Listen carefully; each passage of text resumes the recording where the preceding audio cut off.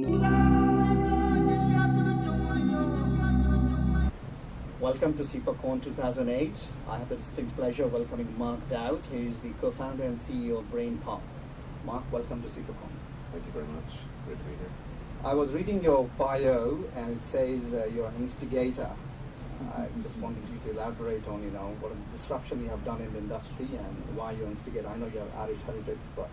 Well, I think the Irish heritage really brings down to it that I used instigator and disturber for the piece really within my bio because it really does capture my personality type. Is that I'm not too shy and I have no great regard for traditional rules.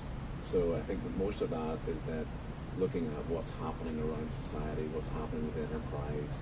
I'm very interested in being pragmatic to solve problems, no matter how long old rules have been in place. So that's why I'm an instigator. In many ways, I spent most of my life not only tearing things down, but building things up so that we can have some form of effective displacement and change within society. Let me build on that.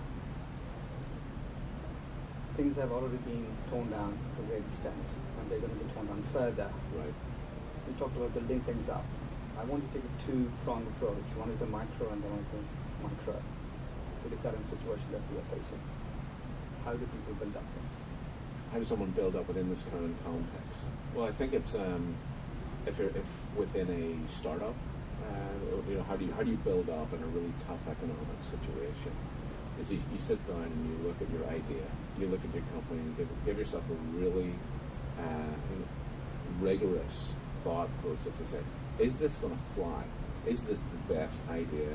Are people really still going to pay and attribute significant value to this over this, over the Cold War or whatever we're going to call over the next couple of years? Is in this winter that we're beginning to live in, is that if it's not extraordinarily valuable, you'd be better to put a bullet in it today and put it to death. That would be to entrepreneurs is one of the hardest things that we can do is to kill an idea or to walk away or to leave it. For those who still believe that they have something that's very, very valuable, is milk every aspect of value out of it. And make sure that you remain tight and hold a shoestring with some of this until you really are seeing the value come back in the sense that you've got revenue, you've got profitability, you've got some growth. Because even in a tough market, whenever you've got revenues and growth and obvious adoption, people will still want to participate. And that's where there's still money. Then all the money has not gone away. That's what I would say to the folks getting involved with startups. A key element to organizations' survival is the human talent. People are slashing jobs, but they're still retaining. And some, very few, if I may, are still hiring. So who are the survivors of this downturn in terms of human capital to employees? What are the traits you look for? The traits that I look for in an employee is attitude. So the ability to adaptive change. I mean, I get a lot of phone calls from people within existing corporations that are scared or afraid. They're the last people that I'm ever going to hire because what happens is that they've become afraid and they join a big corporation for some form of security. When that security is beginning to dissipate, then they want to jump to get into a smaller boat.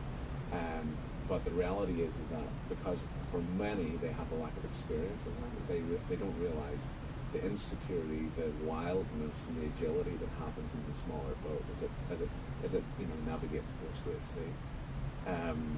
So for many folks they'll jump, but then they'll get just afraid again and want to jump back. So the last thing that I look for in an employee is any aspect of fear. I look for folks who find adventure in the midst of possibility in the midst of situations like this. Folks who have the ability to recognize that tomorrow will have the worries of its own, and to recognize that they can embrace those things that are in front of them today.